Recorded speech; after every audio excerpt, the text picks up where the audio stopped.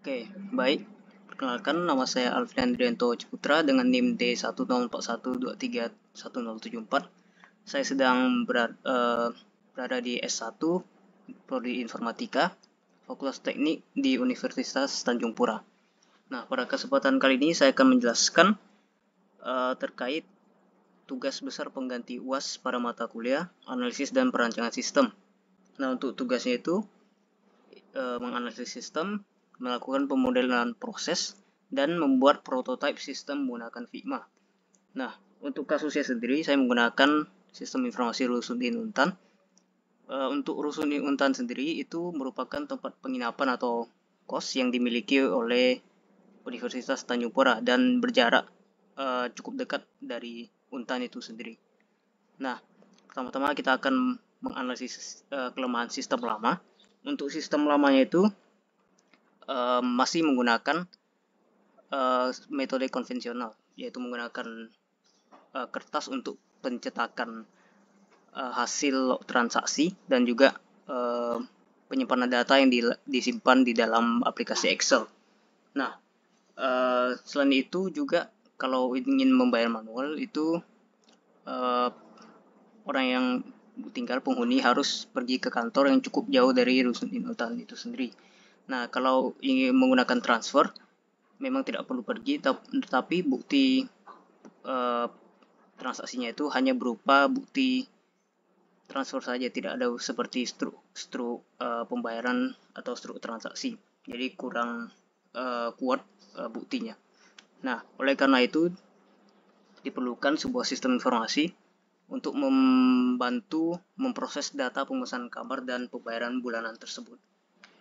Kemudian kita masuk ke yang kedua, pemodelan proses menggunakan DFD atau Data Flow Diagram. DFD sendiri adalah diagram yang menjelaskan aliran data di dalam sebuah sistem. Jadi dia menjelaskan bagaimana proses data itu diproses, mulai dari input, proses hingga output. Nah, untuk pertama ini ada diagram konteks.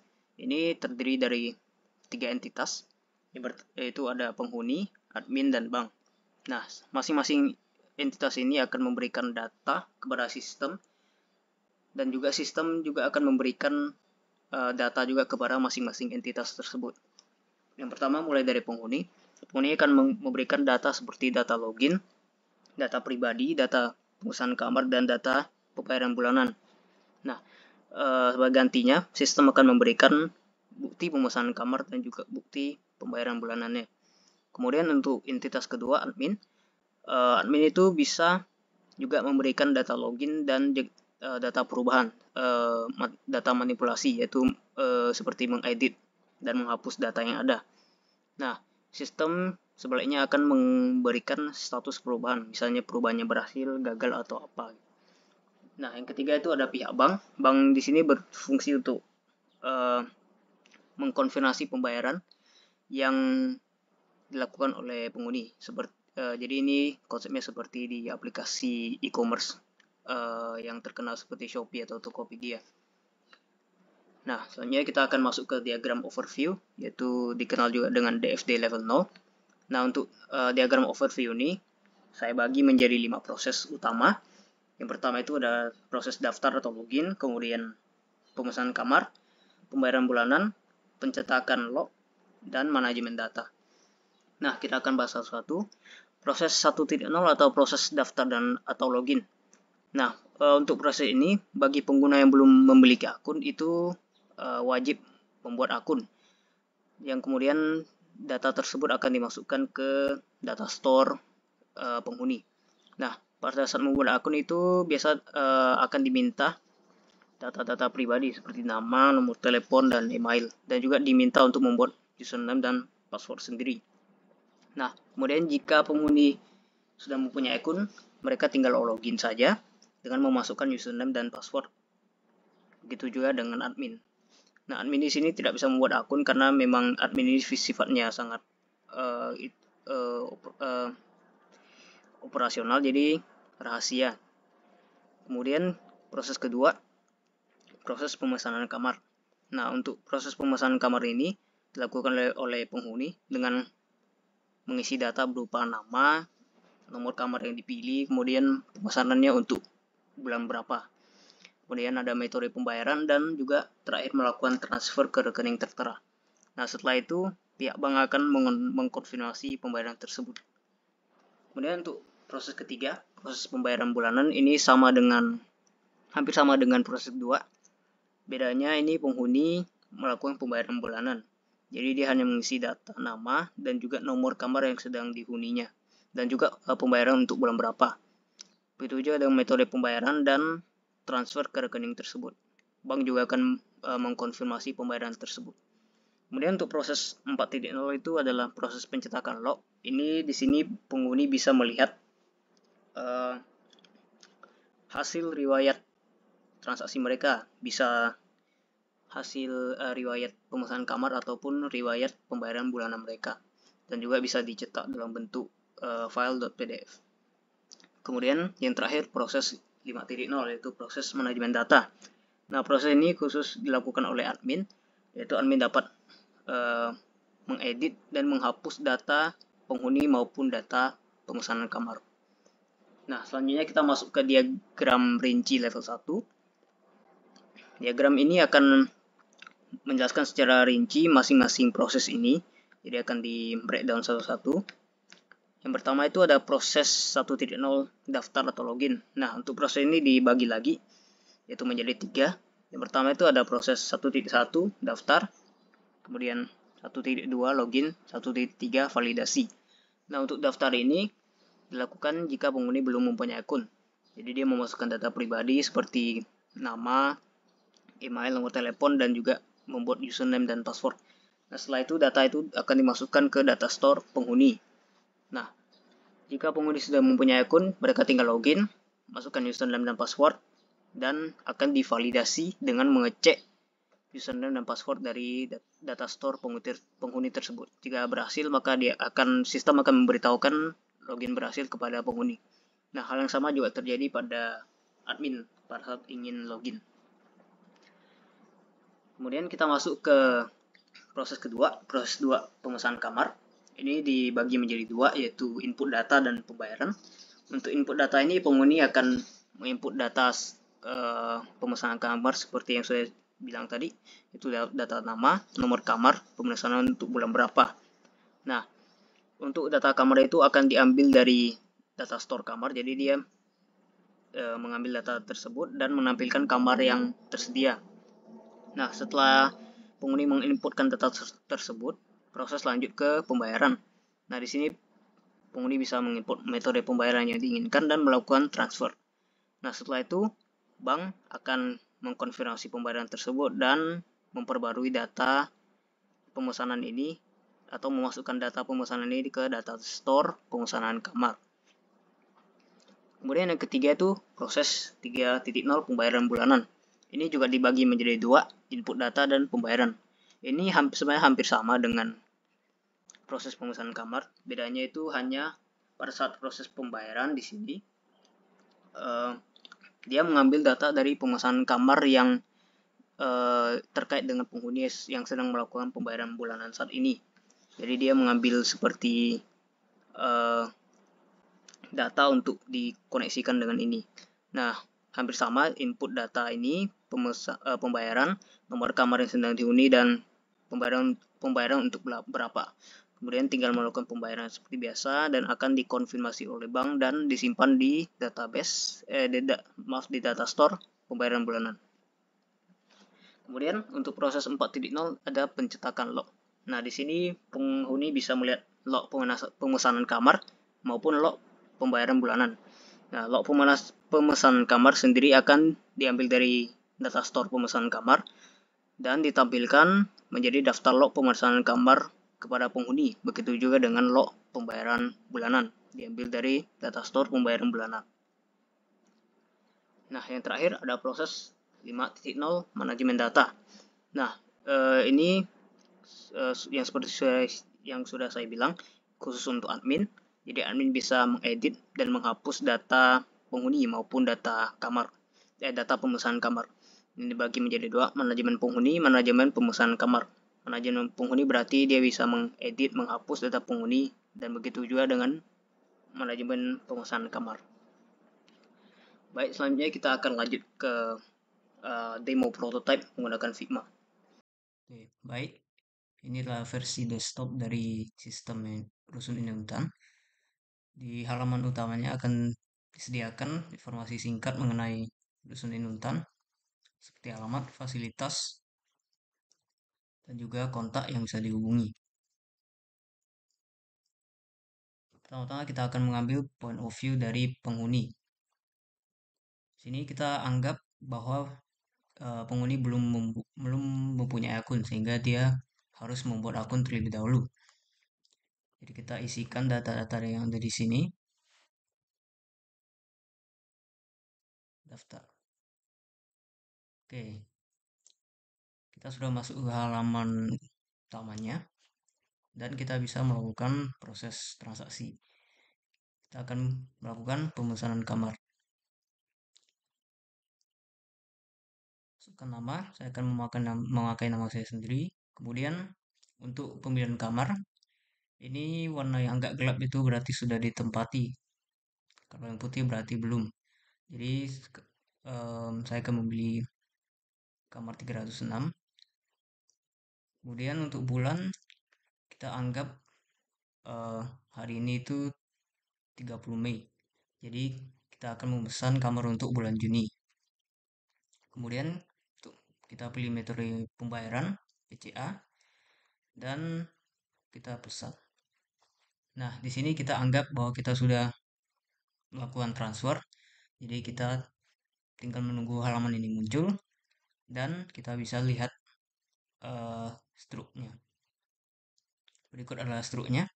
Ada informasi tanggal kita memesannya, kemudian nama kita, kamar yang kita pilih, pemesanan untuk bulan berapa, metode pembayaran, dan totalnya. Sekarang kita lanjut ke log pemesanan. Kita akan melihat riwayat pemesanan yang sudah kita lakukan. Di sini kita klik lihat. Nah, ini adalah log pemesanannya memakai struk pemesanan. Sekarang kita lanjut ke proses pembayaran bulanan. Sini kita masukkan nama, kemudian masukkan nomor kamar yang sedang dihuni. Kemudian kita masukkan bulan yang ingin dibayar. Nah, pada saat ini kita anggap sudah akhir bulan Juni. Jadi kita ingin membayar untuk bulan Juli. Kemudian kita pilih metode pembayaran, CA, dan bayar. Nah, di sini kita anggap lagi kita sudah transfer dan tunggu halaman ini muncul. Sudah kita lihat struknya. Ini adalah struk pembayaran bulanan. Ada tanggal 30 Juni, nama, kamar, pembayaran untuk bulan berapa, metode pembayaran, dan totalnya. Terakhir kita akan melihat log pembayaran bulanannya. Sini kita klik lihat, dia akan memunculkan struk pembayaran bulanan. Setelah ini kita akan log out dan kita akan mengambil point of view dari admin. Kita login. Sekarang kita sudah masuk ke halaman utama dari admin.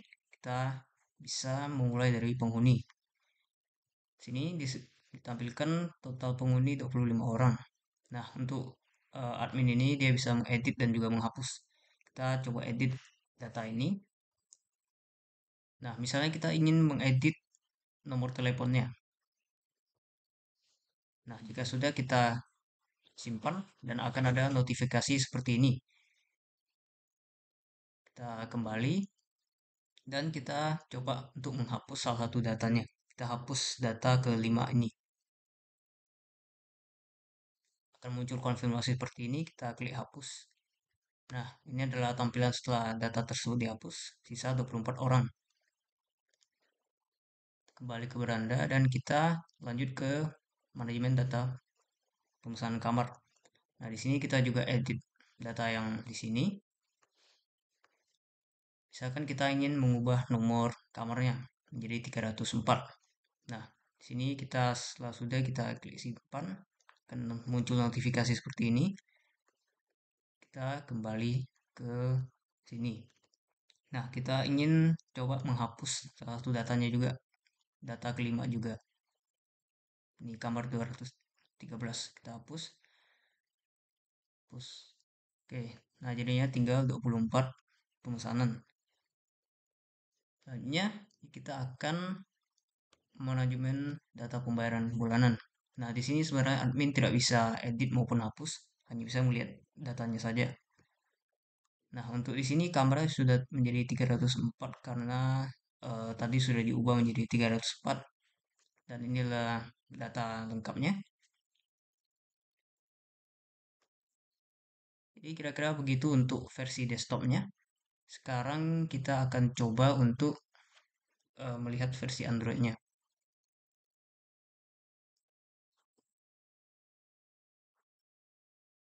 Nah, inilah versi Android dari sistem rusun intan. Sini hampir sama dengan versi desktop. Kita akan diberi informasi singkat seperti fasilitas dan kontak dan juga alamatnya. Nah, kita juga mengambil sudut pandang penghuni dulu seperti tadi. Kita pilih penghuni dan kita anggap kita belum punya akun, kita buat username, password, nama, nomor telepon, email, daftar. Nah, kita logout dan kita coba login dengan menggunakan username dan password tadi. Oke. Oke, sekarang kita sudah masuk ke halaman utama dari penghuni dan kita bisa melakukan proses transaksi. Kita pilih pemesanan kamar dan kita akan memasukkan data yang sama persis dengan versi desktop tadi. Masukkan nama, kemudian kita pilih 306 dan bulannya Juni. Kemudian metode pembayarannya sama, BCA. Kemudian kita pesan. Nah, sini kita anggap sudah transfer. Kita tinggal menunggu halaman seperti ini muncul. Jika sudah, kita lihat struknya. Jika adalah struk pemesanannya. Datanya memang sama dengan versi desktopnya. Kita beranda dan kita lanjut ke pembayaran bulanan. Sini kita masukkan data yang sama lagi. Nama, nomor kamar, bulannya Juli, metode BCA, kemudian bayar. Nah, di sini kita anggap sudah bayar, kita tunggu sampai ini muncul dan kita lihat struknya. Nah, ini berikut adalah struk pembayaran bulanan sama dengan versi desktop.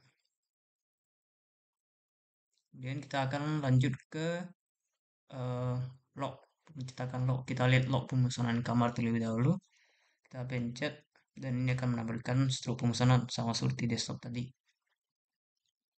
Home dan kita lanjut terakhir log pembayaran bulanan. Sini juga sama, yang dimunculkan adalah struk pembayaran bulanan tadi. Sekarang kita akan logout dan kita akan menggunakan point of view dari admin. Kita login sebagai admin, masukkan username dan password login. Nah, sini kita sudah masuk. Kita langsung saja untuk manajemen data penghuni.